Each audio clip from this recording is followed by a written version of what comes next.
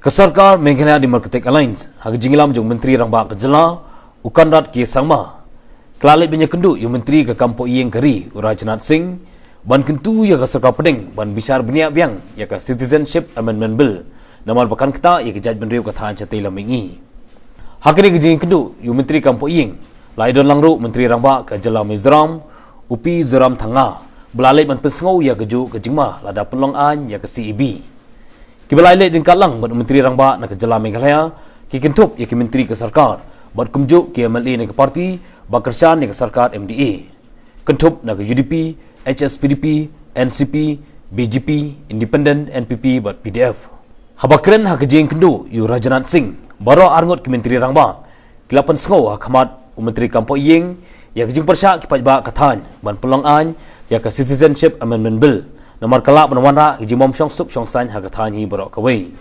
Ulong baka Citizenship Amendment Bill kan kita pha ya kejing long jiman kedong mingi borok kawai. Nomor kelong persya ya kejing song kipat ba katan North East. Hagju kopor ukonrat ulai thu bana kaliang Rajnath Singh upan pau bon salum ya kejing lang jom borok ki menteri rangba katan cetela mingi banyak keren sani bha halor kan dikebil. Haba jubab ya kejing kli na kaliang ukonrat ulong baka sarkar Meghalaya kan seperkat kumno ban lek khman ada ke sarkar peding ka pentrigam jubor ya kini kebil hakabe galiang ukanrat ulai wer ye borok ke menteri rangba kathan cetela mingi banya tililang kawai hakabai dei ban persya ya ke Citizenship Amendment Bill from party side Northeast all Northeast states will be united in this issue. Absolutely, and I think all the Northeast states, in fact the Mizoram Chief Minister also was with us and we also made the same comments and let us see how things go now and we are hoping that the government will be considered. And I think we have expressed our concerns about the Citizenship Bill and the amendment to Citizenship Bill and all the coalition partners from Meghalaya, from the Meghalaya government and even the Honourable Minister from Mizoram have expressed their dissatisfaction overall and their concerns about this bill and have asked the government to reconsider and think about this.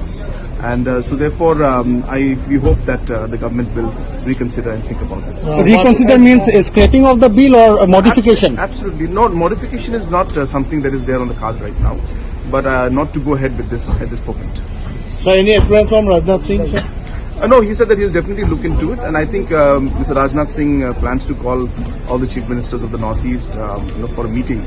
So I think it will be in detailed consultation. We will discuss this. But we have expressed our concerns, expressed the concerns of different political parties, different civil societies, and the public of Northeast in general. That this is a bill that is something that most of the people in Northeast will not accept. Sir, what will be your ultimate decision if the government goes ahead with the bill? We'll take a call, as I said, when the time comes. So we are still in discussion with them. So I think it will be not the correct time to comment on that.